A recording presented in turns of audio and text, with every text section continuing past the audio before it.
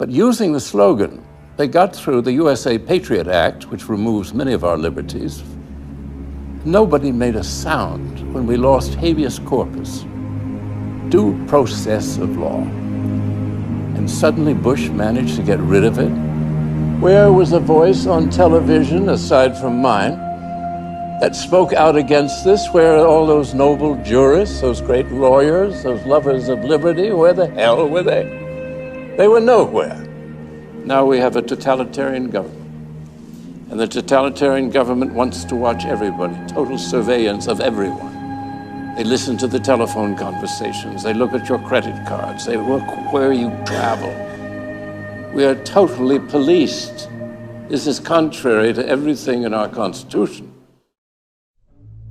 A 2010 Pentagon directive details what critics say is a policy that envisions the Obama administration's potential use of military force against Americans. The directive has non-controversial provisions on support to civilian fire, emergency services, and domestic use of the Army Corps of Engineers. But the Washington Times reports that the troubling aspect of the directive is that it outlines the presidential authority for the use of military arms and forces, including drones, in operations of domestic unrest. I believe it would be constitutional for the government to target and kill any U.S. citizen with a drone or with a shotgun without due process. Nor should any president deploy armed drones over U.S. soil. Okay, well, a troubling new report is now revealing that a secret memo from 2010 outlined the administration's potential use of military force against Americans in the United States of America. A defense source brought this to my attention and was fairly concerned about it, said, look, this appears to be the latest step in the administration's decision to, at some point, use force against American citizens in the future. There are a lot of people concerned about this, and then you see this memo in connection with the growing militarization of many of the non-security agencies of government. In Connecticut, tens of thousands of residents have failed to comply with a new law that requires gun owners to register all military-style rifles with the state. In response to the Sandy Hook school shooting that resulted in 26 fatalities, Connecticut passed one of the strongest gun control measures in the nation. It's estimated that only 15% of gun owners have applied for assault weapons certificates, meaning the remainder could very soon become Class D felons. I think they're going to have a hard time putting this back in compliance, especially when precedence is already set here in Capitol Hill with our president, who is changing the laws, which he's breaking the federal laws every day with what the stance that he's taking on different legislations, primarily his health care plan. So people look at that and say, well, why should we abide by these laws if the president is breaking these laws? Days after a mass shooting and stabbing spree by a California college student, a number of state lawmakers are pushing to make it more difficult for potential killers to get their hands on a gun. In California, state lawmakers are now considering a bill called Assembly Bill 1014. It would create a first-in-the-nation gun violence restraining order system, similar to the way domestic violence restraining orders are issued.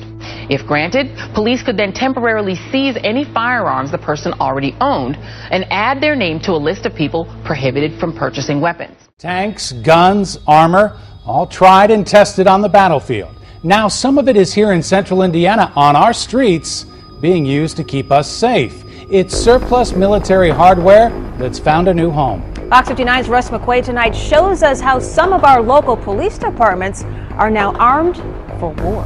Surplus U.S. military hardware is coming home from the wars, being assigned to the streets and back roads of central Indiana to keep Hoosiers safe at a time of escalating homeland violence. Once it patrolled Afghanistan.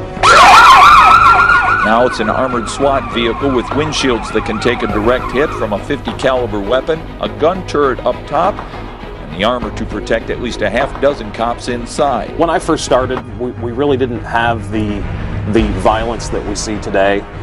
The weaponry is totally different now than it was in the beginning of my career.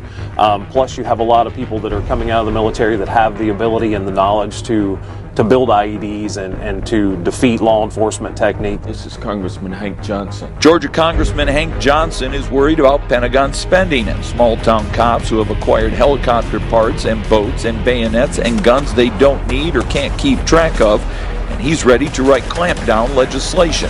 We've been reporting about this all along. Police are arming themselves to fight against your average American citizen, conservatives, patriots, and definitely returning military. Why aren't people seeing this? Well, perhaps because their local news stations are massaging it into their brain that this is completely normal. According to the Pennsylvania State Supreme Court, police officers no longer need warrants to search a person's vehicle. The Pennsylvania Supreme Court ruled 4-2 that police officers can search a vehicle without a warrant. Critics say the ruling gives too much power to police and will infringe on citizens' privacy.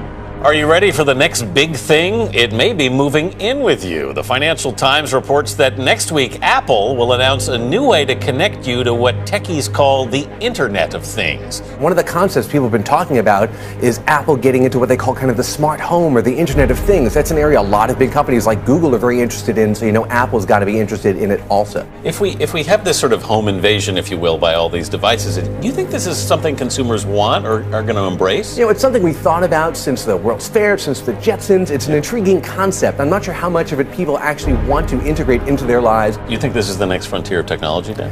It's one of the potential next frontiers, and whether somebody, maybe a big guy like Apple, can get everything to work together, that's always the key, getting everybody on the same plan at the same time. I would be fascinated if someone doesn't want this technology, because I think it's amazing. It's life-changing. Yeah, certainly. The National Security Agency is collecting a massive trove of images that it intercepts over social media, emails, and texts, some which are so clear it can use them in its facial recognition operations. According to the New York Times, top-secret NSA documents indicate that the spy agency's global facial recognition technology has seen huge growth in the last 4 years. Millions of images are intercepted per day, only adding to the huge database of personal information the government can have on individuals, both American and foreign. Civil liberties advocates worry the program seems to be operating in a legal vacuum. Controversial new curriculum in New York schools still making waves in the education community. Last night, parents, teachers, and students came out to voice their concerns about Common Core.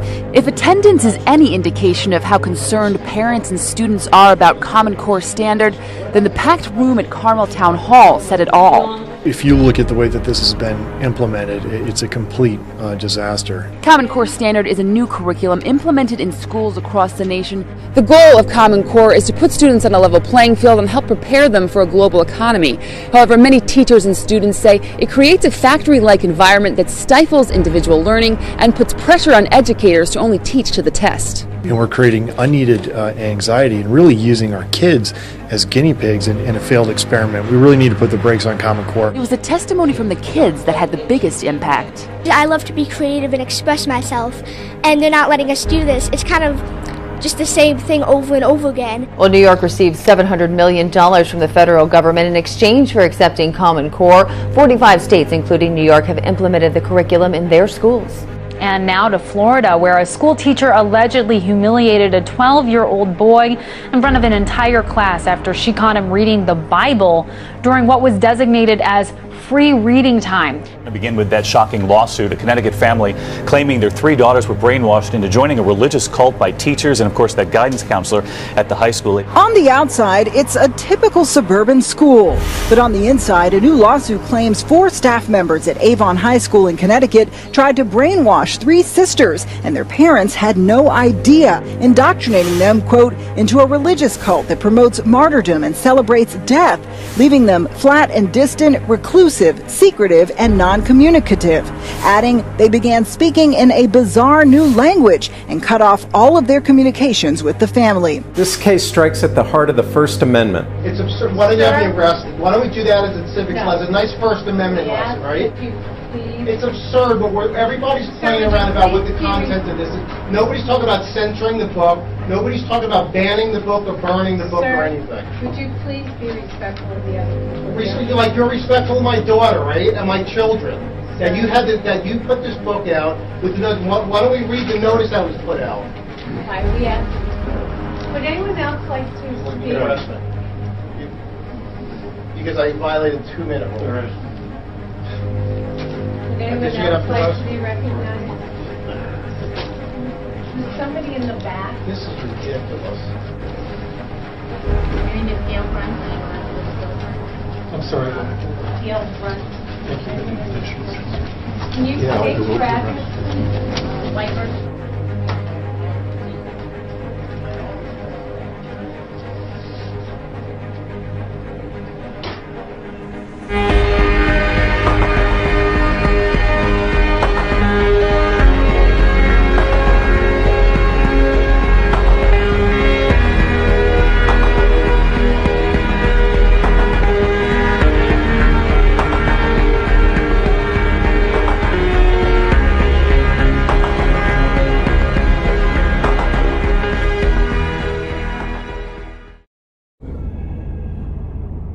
The world is changing with accelerating speed.